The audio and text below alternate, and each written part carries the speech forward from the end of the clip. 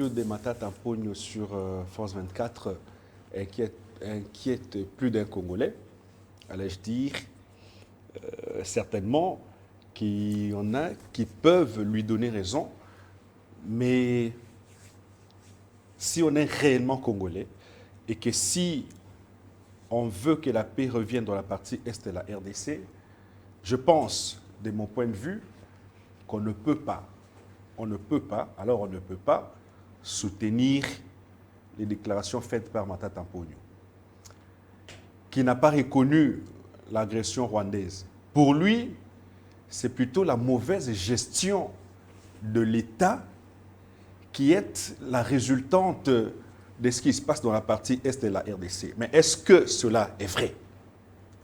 Est-ce que c'est parce que Félix-Antoine Tshisekedi Tshilombo gère mal le pays que le Rwanda nous agresse? Pourtant, à ma petite connaissance, en tant que journaliste, je sais que Félix Tshisekedi a trouvé ce phénomène et a trouvé cette guerre. Et c'est une guerre qui date de plus de 3 décennies déjà. Peut-on dire que la mauvaise gestion est la résultante de ce qui se passe dans la partie est de la RDC? Voilà la question fondamentale, parce que Matata Mponyo a semblé dire cela. Il n'a pas semblé, mais il a précisé. Alors, il est allé plus loin pour parler du tribalisme dans les institutions. Il a aussi ajouté que ma condamnation faisait l'objet du tribalisme. Ça veut dire, pour lui, à la Cour constitutionnelle, il y a un Louba. Au Conseil d'État, il y a un Louba. À la tête du pays, je parle du chef de l'État, il y a un Louba. Et ce sont des Loubas qui se sont entendus pour le condamner, lui. Alors il a fustigé la gestion du pays à travers le tribalisme qui règne selon lui. On va essayer d'analyser toutes ces questions et nous précisons ici que le secrétaire général de l'UDPS a recadré aussi je ne vais pas employer un gros mot, je laisse la latitude de répondre à l'invité qui est sur le plateau, qui est M. Joseph Mbenza. Il est analyste politique. Il est également cadre de l'UDPS Tshisekedi, Bar Tshisekedi. Bonjour et bienvenue, Joseph Mbenza. Bonjour, Monsieur Désiré. Bon début de semaine à vous. Merci beaucoup. Et à tous ceux qui composent cette merveilleuse chaîne. Merci. Dont je m'habitue déjà de plus en plus. Ah, d'accord. Que j'affectionne. Ah, d'accord, merci. Parce que c'est très bien. Il y a vraiment tout ce qu'il faut pour que, sous votre direction, que cette chaîne devienne une chaîne de référence nationale. Pourquoi pas international. Donc je vous souhaite tout beau vent. Nous allons tout faire. Voilà, il faut bien le faire. Et puis gardez-nous cette qualité, parce que beaucoup de chaînes commencent bien. Au fil du temps, ça commence à s'étioler un peu et disparaître. Nous voudrions vraiment que ces médias puissent rester aussi longtemps que possible pour être cette tribune-là qui permet aux vrais analystes, aux vrais politiques, je ne dis pas politiciens, de venir analyser des questions de société que vous avez déjà évoquées d'entre le jeu en ce qui concerne les attaques de l'ancien Premier ministre, que mon chef du parti a répondu que moi, en tant que cadre du parti, je dois faire le relais pour aller dans les détails de ce que mon chef avait dit. Très bien. Moi, je vous apprécie, j'apprécie la pertinence. Hein. Moi, en tout cas, c'est l'intelligence et la pertinence que j'apprécie. Et vous en faites partie de ceux qui réfléchissent. Merci. Alors, vous avez suivi Matata Mponyo sur France 24. Il a dit beaucoup de choses. Je commence par la gestion qui a fait appel à la résistance de certains Congolais dans la partie est de la RDC. Matata Mponyo qui dit que tout ce qui se passe à l'est de la RDC, c'est plutôt les conséquences de la mauvaise gestion de la gouvernance du pouvoir de Kinshasa. Êtes-vous d'accord que la gestion de Félix-Antoine Tshisekedi engendre ce qui se passe dans la partie est de la RDC? C'est une question très pertinente de votre part. Je vais essayer de répondre de manière claire et limpide. Matata Mponyo, Premier ministre, il y avait la guerre à l'Est. D'abord, de ces points, de ces faits-là, Matata Mponyo apparaît vraiment comme un manipulateur de l'opinion, parce qu'il était Premier ministre. D'ailleurs, de tous les premiers ministres, c'est celui qui a fait plus de 4 ans. Il a beaucoup géré. Il a beaucoup géré et on n'est pas sorti de la guerre, il n'a pas fini la guerre. Oui, souvenez-vous même Matata Mponyo, lorsqu'on lui posera des questions à l'Assemblée nationale sur la gestion du pays, s'il était possible qu'on augmente les soldes de militaires, même doublés. La solde de militaires, Matata Mponyo avait dit que c'était impossible. Il a refusé.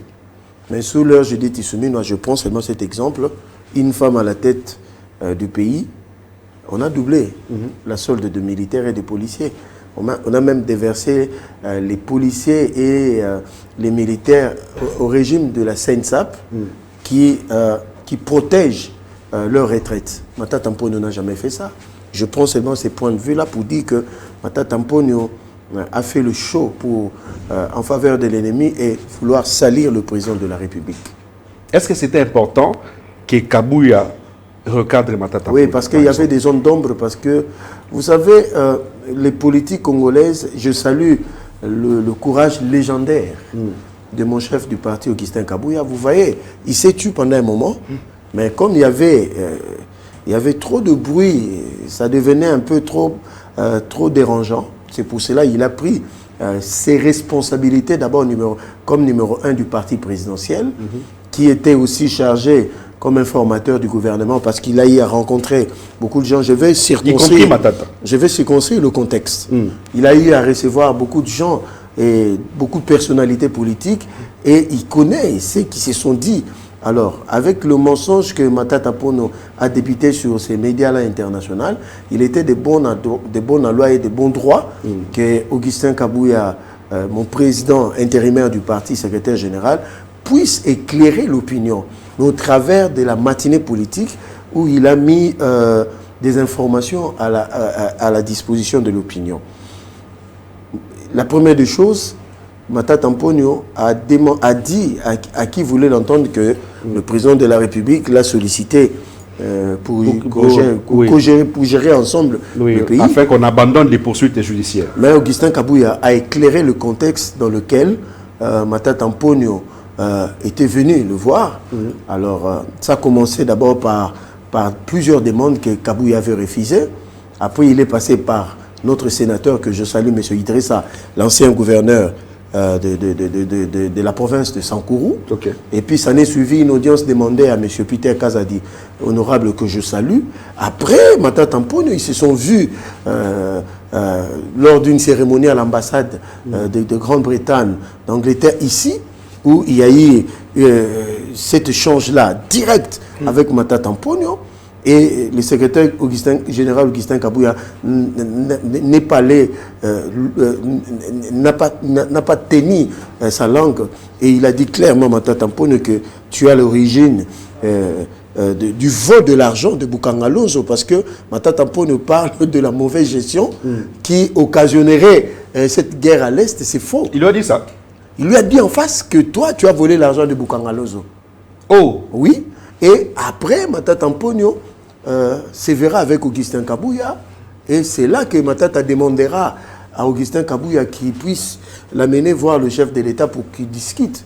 Et Augustin Kabuya, un fidèle et loyal serviteur, il ne pouvait pas mener M. Matata Mponyo comme ça. Il a demandé d'abord au président de la République. Et le président dit qu'il ne pouvait pas se rencontrer avec quelqu'un qui a des déboires judiciaires. Il fallait d'abord qu'il puisse en terminer.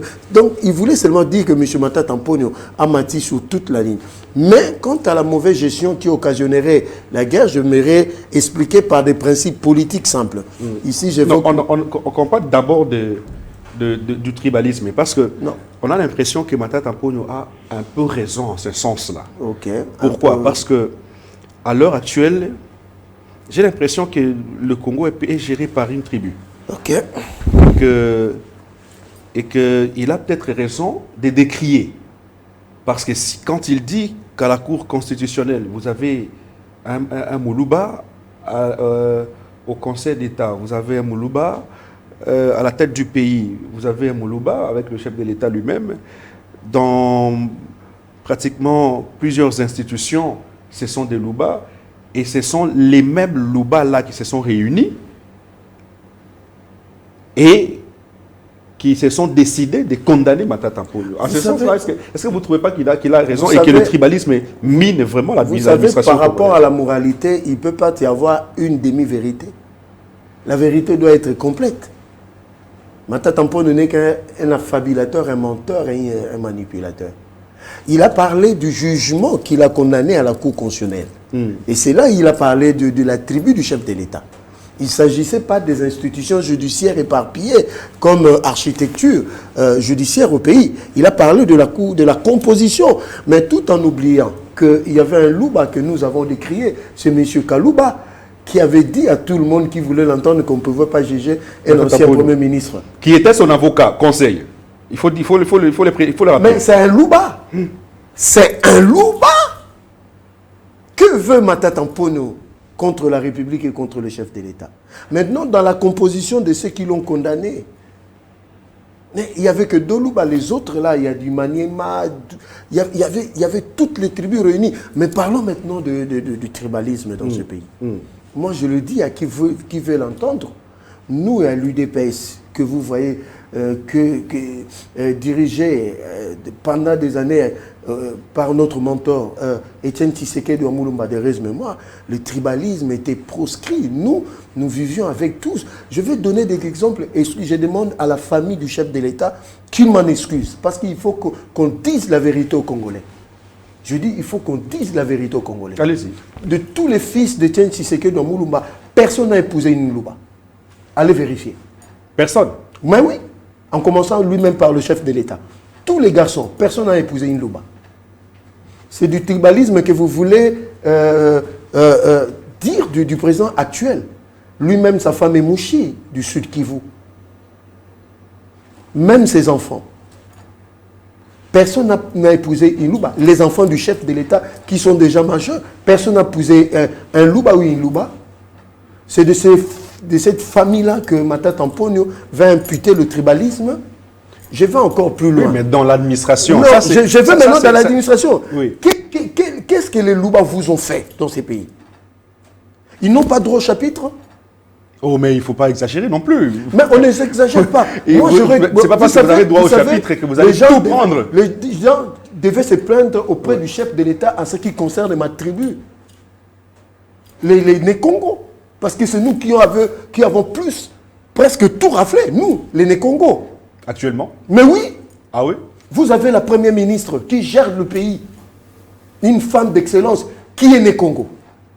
Vous avez le président de la Cour de cassation, Né-Congo.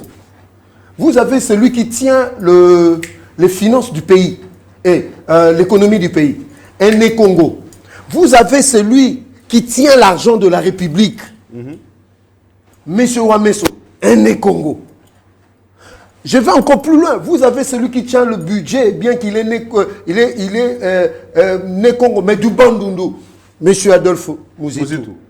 Mais de quel tribalisme veut parler M. Matata Ponyo? Je vais encore dans les institutions. M. Samalou Kondé, à moins que Matata Ponyo devienne le bon Dieu pour changer la tribu de M. Samalou Kondé, au niveau du Sénat. Je vais M. Aimé Boji. Je vais encore plus loin. Monsieur le journaliste, pour parler au niveau de la sécurité, le chef d'état-major général actuel, il n'est pas kassaïen. Le chef d'état-major général de la garde républicaine n'est pas kassaïen. Le chef de la police numéro 1 en République démocratique du Congo, il n'est pas kassaïen. De quel tribalisme dont parle Matata Ponyo? Matata Ponyo est dans ces complots-là contre la République pour montrer à l'opinion, comme le disait d'autres fois Cholet, qu'on est en train de vouloir écraser les swahilophones pour peindre le régime comme un régime démoniaque. Ça n'est pas un.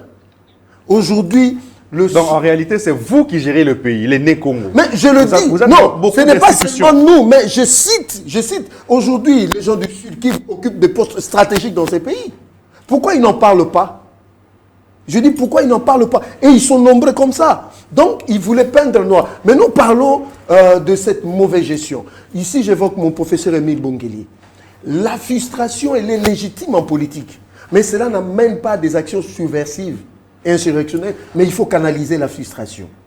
S'il y a mauvaise gestion, mais l'article 5 de la Constitution, même le préambule de la Constitution que Matata, j'espère qu'il connaît, étale clairement que c'est auprès du peuple qu'il faut revenir pour sanctionner ceux qui ont mal géré. Or, en 2023, le président a eu plus de 73,4% du suffrage du peuple congolais. Il semblerait que ça n'était pas des élections. Hein. Non, soyons sérieux. Oui, mais c'est pas... Soyons sérieux, monsieur le juge. C'est pas moi. Ce n'est pas à Matata Mponyo à qui que ce soit de juger ces élections. Les élections, ce sont bel et bien les Congolais se sont prononcés. Alors, si Matata Mponyo veut justifier autant de maîtres, d'ailleurs, vous l'avez dit, il n'a même pas condamné le Rwanda. Il n'a pas condamné le Rwanda. Alors, tout Congolais est pris de bon sens, doit rejeter. D'ailleurs, il me souviendra qu'un monsieur, un jour, le patriarche Lunda Bouloulou était étonné que monsieur devenait ministre des Finances parce qu'il était dans la délégation des étudiants rwandais qui sont allés le voir. Vous croyez que ces gens comme ça qui nous ont infiltrés pendant des années, quelqu'un qui a assimilé la mort de Katumba Mwake, papa, il y a eu crash d'avion. Moi, j'ai connu un accident seulement de circulation. Je sais comment mon corps a souffert. Mais ce monsieur a été l'objet d'un crash d'avion et il est sorti quelques semaines après, Premier ministre, avec ces théâtres-là qu'ils ont fait. Ils ont le sang de notre frère Katumba Mwake dans leur conscience. Dans tout ce que Matata Mponyo a dit, quelle est la part de la vérité? Non. Dans tout ce que Matata Mponyo a dit, il n'y a que le mensonge pour manipuler l'opinion, pour peindre en noir le régime. C'est pour cela qu'Augustin Kabouya a pris toutes ses responsabilités pour écraser, même le procès Boukangalonzo, le dossier Boukangalonzo. Oui. Augustin Kabouya l'a dit, que Matata Mponyo lui a dit que Batinga Kié et pas Kabila, pour qu'il puisse piller. Est-ce que le procès était équitable selon vous? Je le dis. Parce que si Matata Mponyo disait, à cette époque-là, il disait, à chaque fois que la Constitution ne permet pas à la Cour constitutionnelle de juger un ancien Premier ministre. Mais, monsieur le journaliste, j'ai compris le sens de votre question. Oui. Entre l'article 10 et 11 de la Constitution, dit clairement de manière expressis verbis que tous les Congolais sont égaux devant la loi. Oui. Mais Kabila et Matata Mponyo et ses amis ont taillé de loi sur mesure pour se protéger de poursuites judiciaires. Donc, Matata Mponyo, il n'y a aucune juridiction dans ce pays qui pouvait le juger à part le bon Dieu ou bien Jésus-Christ. Ça, c'est une république. Étant donné qu'il y a 285 millions de dollars volatilisés dans la nature, projet Boukangalonzo, un débâcle. Donc, il n'y a personne qui pouvait le justifier. Jusqu'à sa condamnation, nous sommes restés que sur la forme. Matata Mponyo a fait tout pour fuir le débat de fond dans ce dossier.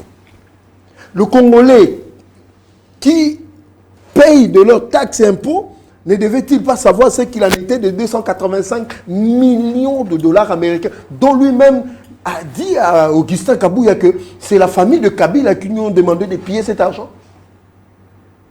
Mais c'est quand même un moment sérieux dans ce pays. Qu'a dit Kabouya dans tout ça? Kabouya a établi la vérité sur le mensonge de M. Matata Mponyo. Étant donné que c'est lui qui est allé commander une audience auprès du chef, étant donné que c'est lui-même qui a dit qu'il n'est pas le seul responsable. L'audience lui avait été accordée? Non, le président a dit qu'il a des problèmes de justice qui le traitent d'abord. Moi, je ne peux pas fricoter avec quelqu'un qui est devant les instances judiciaires. Non. Mais dans tout ce que Kabouya a dit contre Matata Mponyo, est-ce qu'il n'y a pas une part de mensonge et une part de vérité? Non, moi je connais la personne. Tout est vérité absolue. Moi, nous sommes dans un terrain politique. Dans un terrain politique, ça se passe comme ça. Il faut pas m'aider. Il faut calomnier. Non, il ne faut pas calomnier. Parce qu'il ne s'agit pas de la calomnie, parce que ça s'est passé au grand public. Kabouya ne l'a pas fait en catimini, en se cachant et parlant de Matata Mponyo, parce qu'il ne le calcule pas. Augustin Kabouya ne calcule pas Matata Mponyo. Comment il ne le calcule pas alors que c'est l'ancien Premier ministre? Non, il ne le calcule pas parce que... L'ancien Premier ministre.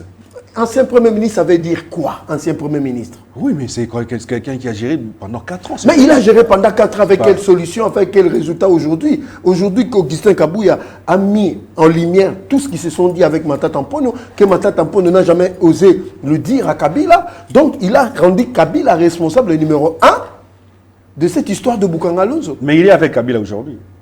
Mais ça, c'est leur problème. Ça, c'est leur problème, qu'ils soient ensemble, qu'ils ne soient pas ensemble. Nous, c'est la République. Si Matata... Vous savez, il faut qu'on dise la vérité aux Congolais. Vous savez qu'ils se sont taillés des lois sur mesure. Matata Mponyo, en tant qu'ancien Premier ministre, il est payé aujourd'hui plus de 15 000 $ par mois. Alors, mais il faut arrêter. C'est vous qui gérez les pays. Non, non, c'est la loi qu'eux, ils ont taillée sur mesure. Quand on veut arrêter... changer des lois. Quand ils vont arrêter, c'est Mme Olive Lembe qui commence à crier à tout le monde qui veut l'entendre que non, on est en train de leur priver de moyens. Non, ne vous attaquez pas là, à cette dame. Non, je dis, il faut changer de loi, il faut le priver. C'est 15 000 $, je donne une révélation. Mais si on le fait, on dira qu'ils sont en train de... Mais nous connaissons que tous les anciens premiers ministres sont payés. Hein. Alors vous savez, quand on a... Vous savez, c'est ça aussi la culture, l'éthique politique. Matata Mponyo, avec sa cravate rouge, j'ai compris que c'est un monsieur qui a une carence d'éthique politique. Quand on est Premier ministre, on se garde de dire n'importe quoi. C'est-à-dire, vous avez cette latitude de droit, d'avoir des réserves en ce qui concerne la République. Très bien. Alors, Judith Souminois. Alors, si la régie est avec nous, j'aimerais voir Judith Souminois parce que j'aimerais parler d'elle. Si Enoch Louyé est avec nous, j'aimerais parler vraiment de Judith Souminois. Cette dame, regardez-là, cette dame-là. Ouais. On a l'impression que... Heureusement, ce n'est qu'une impression. Oui, on a l'impression parce que moi, j'ai... L'impression n'est pas une vérité. Mon travail, c'est poser des questions. Et c'est vous qui affirmez. On a l'impression que cette dame n'est pas à sa place. Je vous écoute. Pourquoi? Elle est là, Souminois 1, c'est pratiquement 15 mois. Je ne me trompe pas, parce que je faisais partie de cabinet. 15 mois, Souminois 1. Donc 1 an et 3 mois. Souminois 2, c'est elle qui revient. Elle bénéficie de la confiance du chef de l'État. Mais là, vous ne chiffrez pas, vous ne quantifiez pas le temps de Souminois 2. Comme ça, on fait la somme. Non, mais elle est en plein service. Ouais. Je ne peux pas quantifier pendant qu'elle travaille. Souminois bénéficie de la confiance du chef de l'État, mais le résultat n'y est pas. On a l'impression qu'elle ne travaille pas. On ne la sent pas sur terrain. Nous avons des ministres qui se démarquent dans son gouvernement. Mais elle, c'est bureau des voyages.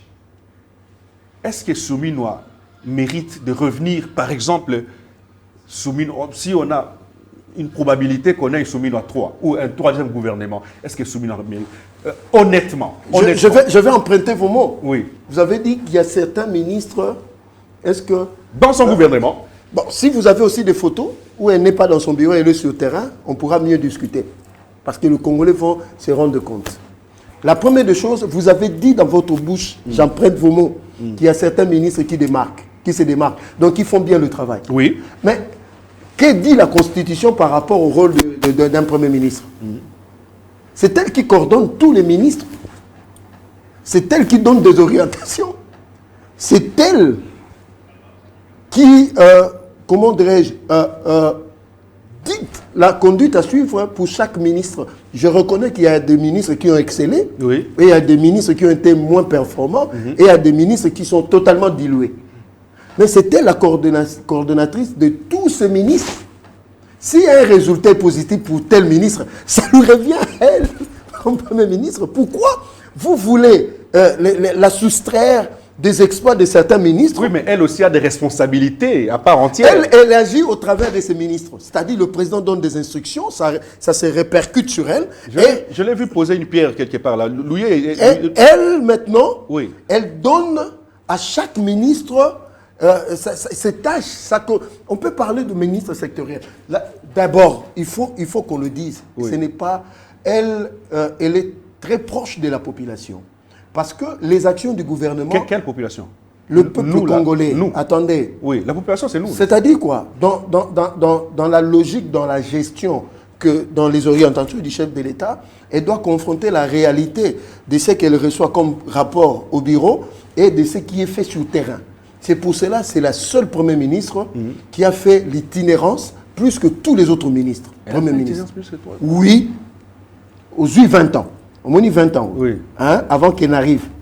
Et ce qu'elle est en train de faire en termes d'itinérance à l'équipe en news. C'est-à-dire, elle va palper du doigt.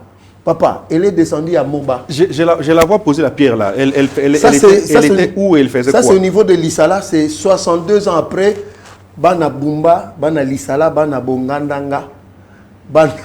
C'était quoi? C'était à quelle occasion? Non, c'est-à-dire c'était parce que c'est le président en passant lors de ses meetings de campagne, vous vous souvenez? Oui. Vous vous souvenez? Il avait promis un certain nombre de choses. Mais elle est partie pour la concrétisation des promesses du chef de l'État. Des promesses du chef de l'État aux enfants de la province de la Mongala. C'est-à-dire il y a des problèmes d'érosion là-bas. Elle est allée lancer des travaux. La voirie au niveau de Bumba, le port de Bumba, même au niveau de Bongandanga. C'est trop fort le Bangala. Donc, elle est allée voir des visuels de réalité et je vous rassure que la population de la Mongala ont revu un premier ministre, une première ministre après 62 ans, s'il vous plaît. Oh, 62 ans. 62 ans après. Donc, il y a des pans du parti du pays qui sont abandonnés. Mais elle descend sur... Moi, je l'ai accompagnée quand nous sommes allés à Tanganyika. Papa. Mais il faut être courageuse pour le faire. Il faut être courageux. En ce moment-là, on prédisait que c'était une ligne rouge où l'insécurité, où il y avait infiltration. Il y avait un désespoir total au niveau de la Tanganyika. Mais quand elle est redescendue, elle a lancé la modernisation du port de Kalemi, qui est le poumon économique. Elle est allée lancer le port de Moba dans les fins fonds. Mais il faut être Judith Soumina. La voirie, partout elle passe. Maintenant, quant à sa gestion. Donc pour vous, elle a un bilan positif. Parmi les ingrédients, parmi les éléments, force, qui fait qu'elle soit maintenue, parce qu'il y a la rigueur dans la gestion et la bonne gouvernance. Elle n'est pas dans des commissions, elle n'est pas dans la corruption. Tout ça, je vais vous donner un titre illustratif. Quand elle a commencé dans Judith Soumino, elle est allée dans une exposition au Palais du Peuple. Il y a un entrepreneur qui lui pose un problème. Il dit, mais on m'a conditionné votre signature par 50 000 $. Le lendemain, il a chassé tout le monde. Gestion transparente de la chose publique. Je vais vous donner un titre illustratif avant qu'elle n'arrive au pouvoir. Et les mêmes qui ont été chassés sont revenus. Hein? Non. On était informés. Hein? Non, ils ne sont pas revenus. Parce que c'était des anciens de M. Samalou Kondé. Je ne vais pas entrer dans les détails. Parce que moi, je suis un homme poli politiquement. Je ne vais pas salir M. Samalou Kondé ici. Vous l'avez déjà sali. Parce que déjà, en disant que c'est une équipe de non, il fallait situer le contexte. Oui, justement. Mais elle n'est pas allée dans ça. Certes, il y a beaucoup de choses à faire. Mais les empreintes qu'elle a laissées par rapport aux finances publiques, parlons du ministre de Finances, qui est Doudou Fouamba, que je salue. Est-ce que vous imaginez que sous l'ère Judith Soumino à Toulouka, nous sommes passés des paiements mode d'urgence à plus de 10 à 20% à 1,58%. Ce qui fait qu'aujourd'hui, nous sommes en train de maîtriser le taux d'inflation et le taux de change sur le marché. Bien sûr, avec la Banque centrale. Il faut être rigoureux pour faire ça. Donc, c'est pour dire que nous avons une première ministre sur laquelle le peuple congolais peut compter. Je ne parle pas seulement du président de la République. Parce qu'en elle, il n'y a pas d'odeur de la corruption, comme ça a été pendant des années. Qu'est-ce qu'on peut retenir en gros de la gestion de Judith Soumino aujourd'hui, après premier gouvernement? Elle est en plein mandat de deuxième gouvernement. Est-ce que le bilan de Judith Soumino en tant que première ministre, elle a un bilan positif, négatif ou mitigé? Honnêtement. Moi, je parle d'un... Sans pouvoir faire je parle d'un bilan élogieux. Dans quel sens? Parce que dans la gouvernance de la première ministre... On vous suit par la population. Je le dis. Ceux qui meurent de faim vous suivent. Je le dis. Ce n'est pas elle qui est l'agent causal de la faim de Congolais pendant autant d'années, mais elle est en train qui gère au quotidien. Elle est en train d'y travailler pour résoudre ce problème. En tant que Premier ministre, Imaginez que nous sommes amputés de 25% de notre budget. Mais avec sa gestion, avec la rigueur, on a un budget qui va entrer en exercice au mois d'avril de plus de 22 milliards de dollars. Il faut être jeudi Tsumino pour le faire avec le gouvernement et sous l'impulsion du chef de l'État. Et dans ces budgets, ce que les Congolais peuvent retenir, c'est le taux de pourcentage d'investissement qui arrive dans ces budgets. C'est 30% pour la sécurité, 30% à ce qui englobe le social et l'économie. Mais il y a des avancées majeures. Donc, c'est la gestion avec dextérité, avec transparence, avec rigueur. Il faut l'imputer ça au président de la République, à son Excellence, Madame la Première ministre. Donc, nous ne disons pas qu'elle a vocation à résoudre tous les problèmes de Congolais. Mais elle est en train de laisser des empreintes indélébiles en tant que Premier ministre et femme qui aurait fait mieux que tous les hommes. Très bien. Alors, Joseph Mbenza, moi, je prends ce chapitre parce que il est important que j'éclaircisse certaines questions. Je reçois tout le monde sur ce plateau. Exactement. Et je reçois des opposants, je reçois les membres de l'Union Sacrée qui liberté d'expression. Tout à fait. Et c'est une chaîne qui est au centre du débat actuellement, KMC. Mais j'ai l'impression que l'opposition ne vous attaque pas, ou l'opposition n'attaque pas l'Union Sacrée comme l'Union Sacrée attaque l'Union Sacrée. Pourquoi? Ça, c'est sérieux, ça. Entre vous, il y a des combinés, il y a des débats énormes, il y a des critiques sévères de la gestion. Alors que vous devriez, vous, présenter le bilan que vous avez, le bilan de la gestion que vous avez et dont vous êtes porteur. J'ai reçu quelqu'un ici qui a fustigé la gestion des Fifi Masuka Saini, faisant partie de l'Union Sacrée de la Nation. C'est lui que j'ai reçu et de l'Union Sacrée, de surcroît de l'UDPS. Bon? Mais elle a présenté un bilan totalement négatif de Fifi Masuka, présentant Fifi Masuka comme une dame la plus médiocre de tous les gouverneurs de la RDC. Et d'ailleurs, il est allé plus loin pour dire que le chef de l'État avait tort d'apprécier la gestion de Fifi Masuka et de la présenter comme meilleur gouverneur. Vous, à votre niveau, on a l'impression que entre vous, il y a... Qui dit mieux? Qui dit mieux? C'est un dossier que, excusez-moi, que j'ai regardé beaucoup plus de loin. Oui. Mais c'est un dossier qui commence à m'intéresser. D'accord. Excusez-moi. Oui. Parce que dans certains médias sociaux, on est en train de vouloir commencer à indexer l'IDPS. Et ce qui est très dangereux, on commence à indexer la tribu du chef de l'État. Oui. Dans des histoires inutiles et bêtes qui risquent demain de créer des remous au sein de la majorité présidentielle. Ça, je le condamne fermement parce que la personne dont vous évoquez, dont je ne veux pas citer les noms, Oui. il n'a pas parlé au nom de l'UDPS, il n'a pas été mandaté par l'Union Sacrée, il a parlé de son propre gré parce qu'il sait ce qu'il est en train de chercher lui-même. Oui, mais lui... Attendez, je termine un peu. Allez-y.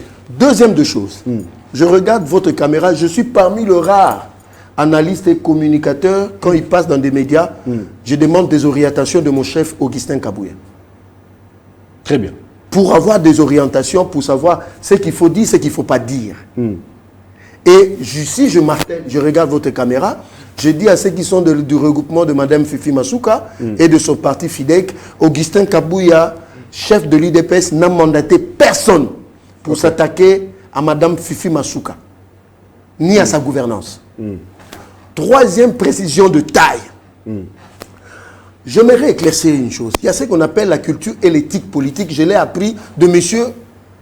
Bongeli, qui est parmi le plus grand professeur en sociologie politique.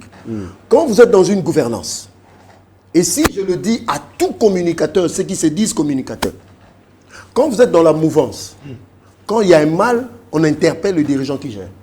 Mais on n'expose pas les erreurs de ces dirigeants-là. Parce que vous donnez des armes à l'opposition pour attaquer la gouvernance. Oui, parce que vous vous attaquez entre vous. C'est un problème d'éducation politique et de culture politique. C'est-à-dire, on peut interpeller un dirigeant pour tel dossier, Mais on n'expose pas la nudité de son père et de sa mère à la place publique. Quand on a été bien formé, je dis bien formé politiquement, parce qu'il y a des hommes d'État, il y a des politiques et des politiciens. Il faut qu'on commence à distinguer. Je vais maintenant dans le fond du dossier. Oui. Je vais éclaircir beaucoup de choses aujourd'hui et je crois que beaucoup de gens vont prendre cette vidéo, ils vont en faire ce qu'ils veulent. Mais je vais rester droit au but. Madame Fifi Masuka Saini, il faut voir sa gestion avant qu'elle n'arrive au pouvoir.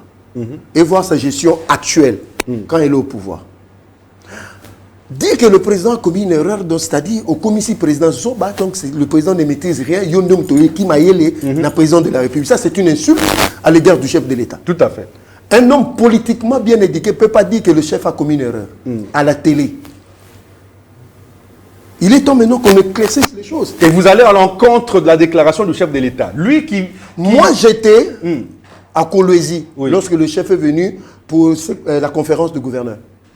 Si le président s'est permis de prendre, parce qu'on n'a pas cette photo, de prendre la main de Madame Fifi Masuka Saini devant le monde entier soulevé, le président ne l'a jamais fait.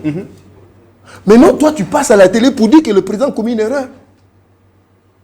Parce que tu as des données dont tu ne maîtrises même pas. C'est ce qui écœure un peu, c'est effarant. Des documents qui ne sont pas vrais, des faux documents. Non, je dis, moi j'étais là dans la salle. Le président soulevait la main de Mme Fifi Masuka pour dire à tous ses gouverneurs, prenez l'exemple d'elle. Tout à fait. Mais un communicateur passe ici, dit que le président a commis une erreur. Ça, c'est une insulte à l'égard du chef de l'État. Et je dis encore, l'IDPS n'a mandaté personne.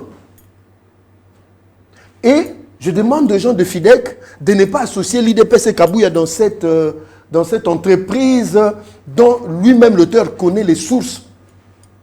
Donc il le fait de son gré. Cinquième précision détail. Oui. Quand vous jugez la gestion, moi j'ai fait ce qu'on appelle l'analyse de politique publique et beaucoup de cours en sciences pour juger la gestion d'une personne. Mais quand tu passes à la télé, tu peins en noir la gestion d'une personne du début jusqu'à la fin et que tu n'exposes même pas une seule réalisation, c'est que ça devient autre chose. C'est de l'acharnement. Non, je ne parle même pas de l'acharnement. Ça, c'est encore rien. Mais ça, c'est une entreprise démoniaque et diabolique. Ok. Donc, Madame Fifi Masuka n'a rien fait. Pour lui. Pour la République, n'a rien fait. Et il faut la peindre comme ça, noir. Moi, j'étais choqué de voir ça. Et je me suis dit, on a un problème à l'union sacrée. Quand tu veux juger les actions de la gouvernance, c'est-à-dire on est ce qu'on appelle dans la nuance et dans l'équilibre. La balance. La balance. Présenter les positifs et les négatifs. Et puis, c'est l'opinion qui va juger maintenant. Quand tout va en noir, ça devient un problème. Alors encore plus loin. Qui vous dit que c'est interdit qu'un membre de famille travaille dans un cabinet politique? Ça aussi, parce que c'est une question qui m'est fondamentale. Il a dit que Fifi Masuka a son fils qui est ministre des Transports. Le même fils gère le péage du Lualaba et un ministre de Finances qui est son cousin. J'aimerais éclaircir un peu. Moi, j'étais à Kolwezi, il parlait de M. Jeffrey Masuka. Oui, Jeffrey Masuka. Je prends le risque de citer son nom. Oui, d'ailleurs, à la régie, nous avons les images. Enoch, montre-nous la photo de Jeffrey Masuka, parce que c'est très important. Parlons principe. Oui. Ici, depuis mon intervention, je suis dans les principes. C'est lui? Oui, c'est M. Jeffrey Masuka. Ah, d'accord. Je n'ai jamais pris $1 de ce monsieur. Ok. Je le connais de loin. Ok. Donc, je peux faire un jugement de valeur sur cette personne. D'accord. Quelle est cette disposition constitutionnelle légale qui interdit qu'il soit ministre provincial? Étant donné que la loi ne veut pas qu'il y ait un nombre pléthore dans un gouvernement provincial. On limite, c'est pour cela on attribue plusieurs départements à un seul ministre. Ça s'est fait à Kinshasa, ça s'est fait partout. Où est le péché? Aucun. Aucun. Tout ce qui se passe alors là en termes de construction, c'est ces jeunes. Ok. Or, le président aujourd'hui fait la promotion de la jeunesse. Donc il y a un jeune qui excelle. Analyser, on devrait plutôt viser la compétence que le lien familial. D'aller dans des jugements terre à terre. Dans des jugements terre à terre. Si on prend seulement les attributions de M. Jeffrey, donc c'est-à-dire c'est parmi des jeunes qui se sont distingués. par des réalisations qui sont palpables et visibles. Mais qui vous dit que Masuka Saini Fifi devait tout terminer pendant qu'il est gouverneur? C'est une province qui a été à l'abandon pendant plusieurs décennies. Mais aujourd'hui, la province de Lualaba devient une province référentielle. C'est là où le Congolais veut. Le Congolais veut voir des réalisations et les réalisations palpables. Madame Fifi Masuka Saini n'est pas le bon Dieu pour qu'il fasse tout, comme dit la Bible. Dieu s'est rendu compte que tout était parfait. Il peut y avoir des imperfections, mais l'essentiel est là. Vous n'avez pas l'impression qu'à l'Union sacrée, il y a trop d'électrons libres? Non. Bon, il faut maintenant... Ici, je parle... Moi, je ne m'attaque pas aux gens, mais je m'attaque aux principes. Quand vous êtes dans une gouvernance, quand vous êtes dans une majorité, il doit y avoir discipline. Vous comprenez? On ne peut pas s'entraîner... Il ne peut pas y avoir des attaques au niveau interne de manière contrôlée parce qu'il y a des gens dans cette union sacrée qui sont des électeurs libres. Ils disent ce qu'ils veulent, ils attaquent tout le monde à tout bout de champ. Ça ne peut pas marcher. C'est là où l'échec de M. Mbata.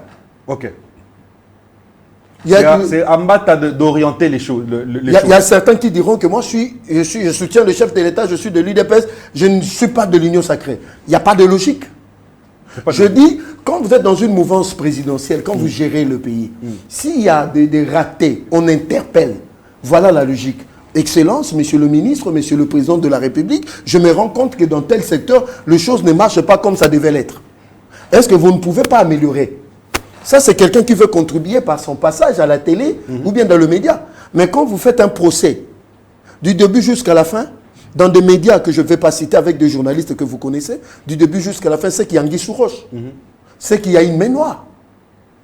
C'est qu'il y a des gens, parce que, tel que je connais les communicateurs de l'Union sacrée, ils ne peuvent rien faire sans qu'on leur donne quelque chose.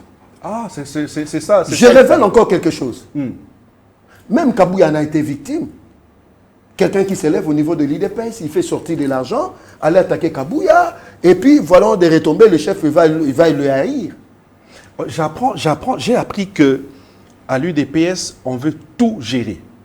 Parce qu'il semblerait que, moi j'ai jamais été au Lualaba, il semblerait qu'après Fifi Masuka, le vice de Fifi Masuka, c'est quelqu'un de l'UDPS, Clément Moufoundji.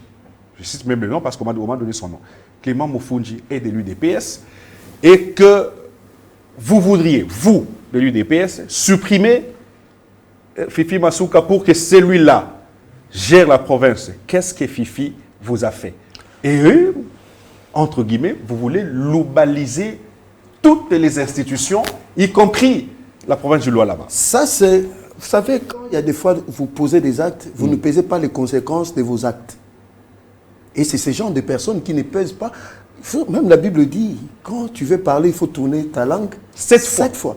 Mais c'est ici, dans cette politique aujourd'hui, les gens disent du n'importe quoi sans peser des conséquences. Il n'est jamais venu dans la tête d'Augustin Kabouya. Ici, je parle comme l'IDPS. Ok. Je suis président d'une cellule à l'IDPS, donc je suis statutaire. Tout à fait. Contrairement à ceux qui passent à la télé, c'est prévalent d'être de l'IDPS. Qui ne sont même pas reconnus par Kabouya, Augustin. Ah oui?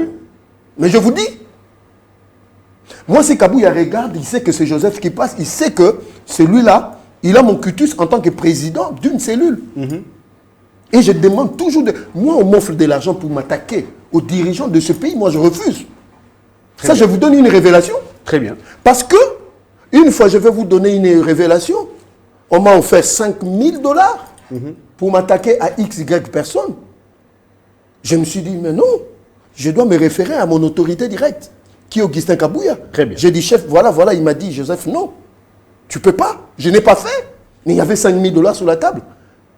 Mais nous sommes peu nombreux à ne pas être se laisser tenter pour ça. Pour vous, quel représente Fifi Masuka? Pour vous, non, à l'Union sacrée? Non, ce n'est pas question de l'Union sacrée, c'est pour le pays. Moi, je ne veux pas parler en termes d'union sacrée. Moi, je parle en termes du pays et celui qui gère le pays, c'est Félix Tshisekedi Tshilombo. La personne, moi, je peux le témoigner encore. Et c'est Félix qui apprécie la gestion de Fifi Masuka. Le président de la République, devant le monde entier, a apprécié le travail que fait Mme Fifi Masuka Saini. Deuxièmement, je vais encore plus loin. Nous sommes allés à la conférence de KBEM, Katanga Business Meeting. Oui. Et la personne qui est en vedette, c'est son Excellence Madame la Première ministre. Elle a vanté le travail de Madame Fifi Masuka. Ah, voilà. Je le dis parce que j'étais dans la salle. Mais c'est à Kinshasa. Et ça n'honore pas le communicateur qui se disent communicateur. Ça salit. C'est pour cela, vous verrez que la plupart des ministres commencent à fermer des portes aux communicateurs parce qu'il y a un comportement indécent. Indécent. Non républicain. Non républicain. Donc c'était de l'indécence, tout simplement. Mais je le dis, je pèse bien mes mots. C'est de l'indécence politique, simplement. Madame Fifi Masuka Saini, elle a fait des exploits au niveau du Lualaba. Mais c'est un être humain, elle peut avoir des ratés. Mais l'essentiel de ce qui est là est consistant. Je pèse bien les mots. C'est un être humain, elle peut avoir des ratés. Mais ce qui est là, c'est consistant pour dire que le président de la République, parce que c'est que Fifi Masuka Saini fait là-bas, ça impute le mandat, ça impute la gouvernance du chef de l'État, ça impute au bilan du chef de l'État. Qui aujourd'hui, vous savez, je vais être politique. Hein, monsieur le journaliste? Je vais aller plus loin. Mais aujourd'hui, avant Fifi Masuka Saini, même l'IDPS, même le chef de l'État n'était pas facilement accepté. D'ailleurs, Fifi Masuka fait partie du bilan positif du chef de l'État. Donc, tirer sur Fifi Masuka pour dire que Félix Yohano Zoba, comment yo moi si yo a dirigé là-bas, donc yo payé aux anneaux Nengemo. Mais c'est quoi ça? Nabandeli. L'IDPS aujourd'hui est en train de se mouvoir dans la province de Lualaba parce que Fifi Masuka Saini a ouvert la porte et la liberté pour que... Mais avant, comme hier j'étais là, qui de l'IDPS pouvait oser? Nous étions gazés à tout moment. Aujourd'hui, le président de la République est accepté, est aimé par des Lualabais et Lualabaises. Parce qu'ils sont en train de voir comment gouverner. Et puis, il faut aller plus loin. Nandenga politique. Oui. Madame Fifi Masuka Saini, selon la Constitution, c'est la représentante du chef de l'État. Direct. Direct. Alors, si tu respectes le président de la République, pourquoi tu dois manquer du respect à celle qui représente le chef de l'État, à celle qui représente votre autorité morale, votre autorité de référence? Est-ce que les gens comprennent la politique? Bon, moi j'ai fait la politique dans Nenganchik. Donc, si tu manques du respect à Madame Fifi Masuka Saini, tu manques du respect au chef de l'État. Tout à fait. Alors, maintenant là, que veux que tu dises? Je le dis clairement, on a quelqu'un... Chuté par là. On a Madame Fifi Masuka Saini. Pour votre information, hein, je ne l'ai jamais rencontré en face. D'accord. Mais j'ai été au Lualaba, j'ai été à Kolwezi, il y a des efforts qui sont faits. Et c'est louable et c'est visible. Imaginez dans la continuité. Et que 10 ans après, que les gens retournent encore au Lualaba, ils trouveront que ça ne sera plus difficile de l'Afrique du Sud. Ah bon? Mais oui, je vous dis. À ce point-là? Vous savez, dans la gestion, ce qui est capital, c'est la dynamique que vous avez commencée qui doit continuer. Vous comprenez? Le Congo a connu des retards parce qu'on cassait des dynamiques. Oui.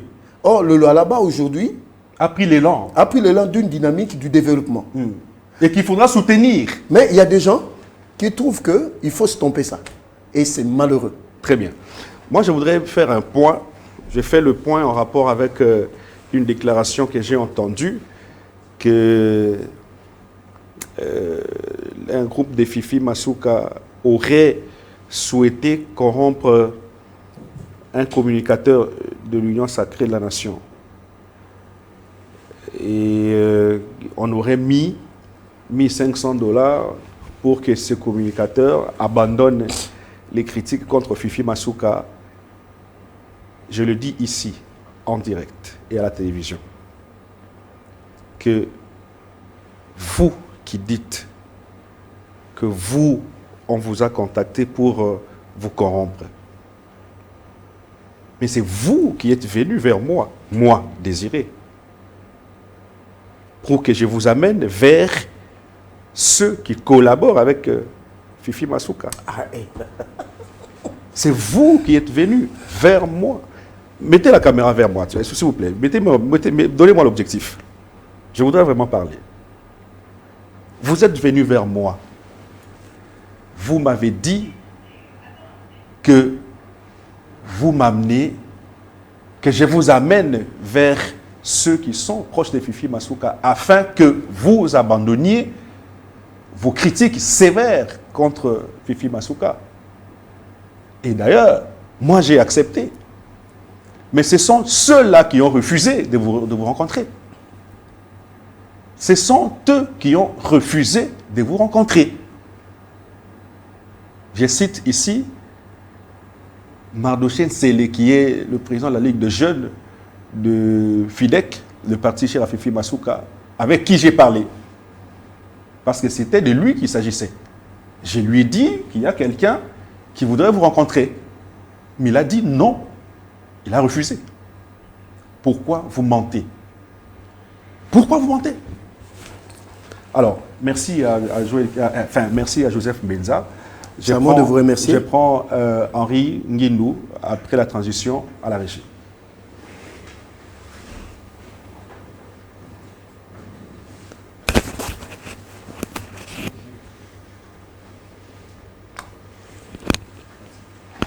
Henri.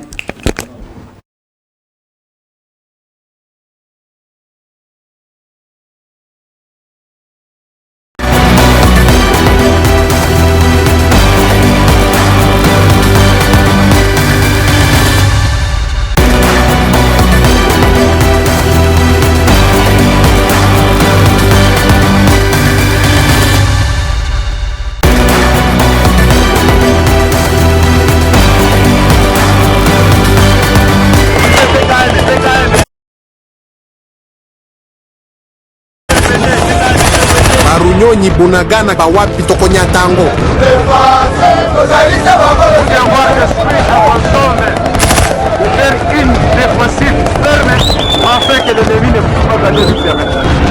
Frères d'armes, le commandant suprême nous a dit: Vaillants soldats, ensemble, nous triomphons de cette agression injustifiée. Nous sommes les gardiens de notre terre, les sentinelles de l'aube, les porteurs d'espoir. La puissance de l'ennemi peut sembler insurmontable. Mais je vous le dis, nous sommes plus que des soldats. Nous sommes les forces armées de la République démocratique du Congo.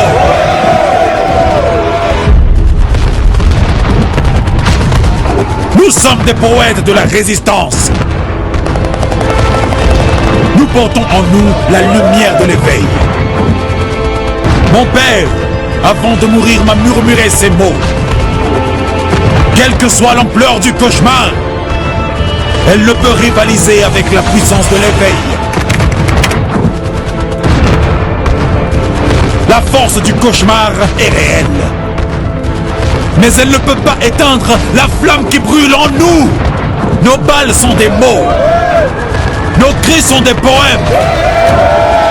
Chaque coup de feu est une strophe dans l'épopée de notre liberté. Chaque brin d'herbe ici en République démocratique du Congo porte en lui la mémoire du peuple congolais. L'ennemi peut avoir des chars, des avions, mais ils n'ont pas notre âme. Bendele Ekoyate, tout pour la patrie. Félix Antoine Tshisekedi Tshilombo pour une mission et non pour un mandat. Alors nous avons les messagers de ce message, permettez-moi cette tautologie, ou les concepteurs de ce message. Un des concepteurs de ce message, un des initiateurs de ce message. Parce que pour eux, Félix Antoine Tshisekedi Tshilombo n'a pas de mandat, mais il a plutôt une mission. Et la mission nécessite son parachèvement. On ne peut pas commencer une mission et s'arrêter en cours de route. On doit l'achever pour que quelqu'un d'autre vienne et prendre l'élan. Alors, pour eux, 2028, Félix ne pourra pas finir sa mission. Et donc, il faudrait qu'il aille au-delà de 2028. Et c'est la jeunesse des FIDEC, de Fifi Masuka, la jeunesse dirigé par le président Mardoché Nsele, qui est président de la Ligue des jeunes de FIDEC. Et ce sont ceux-là qui pensent que qui pensent que le chef de l'État n'a pas de mandat, mais c'est plutôt la mission. Alors, Henri Nguindou, vous faites partie de cette équipe et c'est vous qui réfléchissez que le chef de l'État on ne peut pas regarder Félix Tshisekedi comme quelqu'un qui porte un mandat, mais c'est plutôt porteur d'une mission. Bonjour et bienvenue d'abord. Bonjour cher Désiré. Vous allez bien? Tout doucement, ça va, je l'espère aussi pour vous. Très longtemps, oui, très longtemps. Ouais, hein. ça fait un laps de temps. Oui. Depuis que je vous recevais de l'autre côté, aujourd'hui, je suis en face de vous. Tout à fait. Et je vous vois très bien habillé là, toujours Merci. classe. Merci. Comme Nous suivons les modèles Ah, que vous êtes. ah d'accord. Ah, oh là là, oh là là, oh là là. Merci beaucoup. Même si c'est une flatterie. Alors, comment vous qui êtes des jeunes, vous préparez déjà un meeting? Ce 28, c'est ce 28, le 28 février. Le meeting sera où? C'est Le meeting va devoir se tenir au terrain Bouddha. Bouddha, ok. Ouais, nous sommes vers Ndjili. Donc c'est un terrain très connu, un terrain qui, à mon humble avis, est une sorte de purificatoire pour ceux qui pensent être des acteurs politiques, pour ceux qui pensent avoir la masse derrière eux. Donc ça sera pour nous à Kinshasa un examen important. Donc comme vous le disiez dans votre introduction, oui bien entendu, nous sommes en train de réfléchir autour d'un grand concept qui à notre avis nous semble très important. Il faut à un certain moment que l'intelligence retrouve l'arène politique congolaise. Il faut que les intelligences soient au service de la nation et non pas le contraire. C'est-à-dire qu'on ne doit pas aujourd'hui assister à ces spectacles désolants de la transhumance politique, des dialogues sans contenu de certains acteurs politiques, et où l'on sent que la réflexion, l'intelligence est en train de quitter la scène politique congolaise. C'est comme ça, sous la vision éclairée du président de la Ligue des jeunes, du parti politique FIDEC, Maître Mardoché Nsele, mais aussi président national, ou coordonnateur national, si vous le voulez bien, de la nouvelle génération pour le changement, une structure qui fédère des jeunes autour de l'idéal commun, autour des soutiens des institutions de la République. C'est comme ça que nous avons réfléchi pour nous dire que pour ceux qui pensent que Tshisekedi quittera le pouvoir en 2028, détrompez-vous.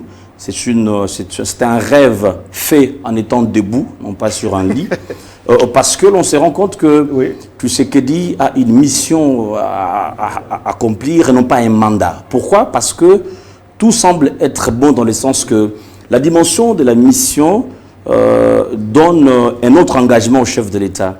Vous savez, parmi les héritages macabres que Tshisekedi a hérité de l'ancien président Kabila, nous avons la guerre de l'Est. Vous allez aussi rendre compte qu'il y a plus de 3 décennies que la balkanisation, n'est-ce pas, menace notre pays. Vous êtes sans ignorer qu'on a ces discours de haine qui viennent de gauche à droite. Nous avons l'infiltration de l'armée. Heureusement, le travail il est fait de façon excellente.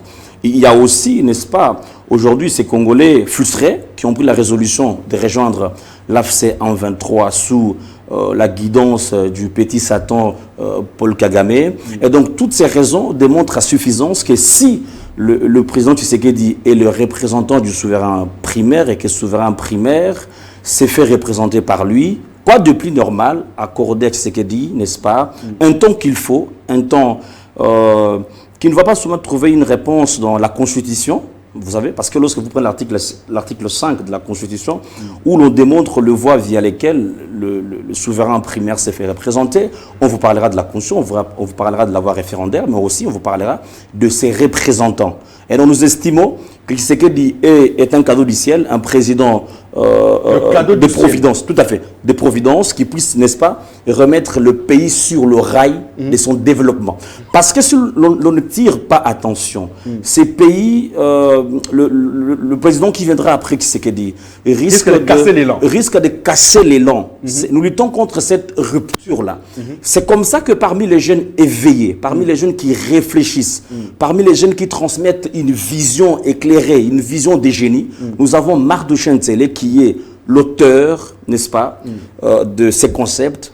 Tshisekedi a une mission et non pas un mandat, ce qui veut simplement dire que nous devons lui accorder du temps qu'il faut, le temps qu'il faut, n'est-ce pas, pour qu'il puisse remettre le pays sur le rail de son bon fonctionnement. C'est-à-dire vous ne trouvez pas qu'à travers ce slogan, oui, vous êtes porteur de ce slogan, oui, on vous le concède, mais on a l'impression que vous marchez sur la Constitution, ou vous voulez marcher sur la Constitution, alors que c'est une loi mère. C'est à travers la Constitution que nous sommes tous régis. Ouais. Et cette Constitution prohibe à ce que le chef de l'État fasse au-delà de 2 mandats. Très bien. Là, c'est l'article 70 qui prévoit cela. Tout à fait. Un mandat renouvelable. Une fois. Mais ici, nous ne sommes pas dans la perspective de torpiller la Constitution, loin de là. Mais ici, je voudrais simplement vous rappeler que les contraintes sécuritaires, n'est-ce pas, peuvent primer sur des arrangements. Les contraintes sécuritaires peuvent primer dans le sens que, parce que ce n'est pas un secret pour chacun de nous ici, lorsque Mobutu prend le pouvoir durant son premier coup d'État, le second règne de Mobutu, il est basé sur un pilier important, la reconquête du pays. Vous savez, et qu'il faut que l'on travaille sur l'unité nationale, il faut qu'on lutte contre les chaos et les différentes successions. On a les sessions katangaises, on a la rébellion Simba de 61. Donc cela voudrait dire que ici nous sommes dans l'optique où les contraintes sécuritaires n'obligent pas le président, n'est-ce pas, à laisser le pays sous ces tableaux sombres. Parce qu'avec Tshisekedi, nous avons eu au moins l'avantage d'internationaliser la guerre de l'Est. Okay. Le conflit de l'Est a pris une dimension internationale parce que Tshisekedi a vu cela, en fait. Il a vendu positivement. Tout à fait. C'est comme ça, aujourd'hui, vous allez voir que Paul Kagame regrette. Il dit que vous traitez Tshisekedi comme étant un enfant gâté. C'est parce que cette vision de la diplomatie agissante, aujourd'hui, cette vision, elle porte des fruits. Et les Congolais peuvent être contents d'avoir un président, n'est-ce pas, qui porte à cœur le développement du pays, qui porte à cœur l'unification du pays, parce que l'on ne devrait pas ici considérer... J'arrive. On ne devrait pas ici considérer les élections comme étant un passage en force. Parce qu'on s'est dit, on n'a pas la partie Est conquise. Pourquoi devrions-nous aller aux élections? Et je crois qu'avec ces approches du dialogue, qui d'ailleurs... s'il respecte les conditions que le président lui-même a placées, devrait être un dialogue constitutionnel. C'est-à-dire qu'on trouvera un cadre, cher Désiré, pour mettre tout ça. Mais déjà, pour le 28, j'invite toute la jeunesse consciente, la jeunesse qui n'est pas corrompue, à venir répondre à ces grands rendez-vous au terrain Bouddha. Nous sommes en Dili, où le président Mahamadou Nsele va devoir, n'est-ce pas, mettre en place cette grande vision autour de Tshisekedi a une mission et non pas un mandat. Merci beaucoup, Henri Nguindou. J'aurais aimé vous avoir pour beaucoup de minutes, mais la télévision, c'est le temps, malheureusement. C'est une partie remise. C'est une partie remise. D'ailleurs, je vous prends au courant la semaine ici pour en parler, parce que c'était un concept très clair et que je voudrais qu'on en développe. Merci à vous qui nous avez suivis. Merci à l'équipe technique et restez branchés pour la suite des programmes.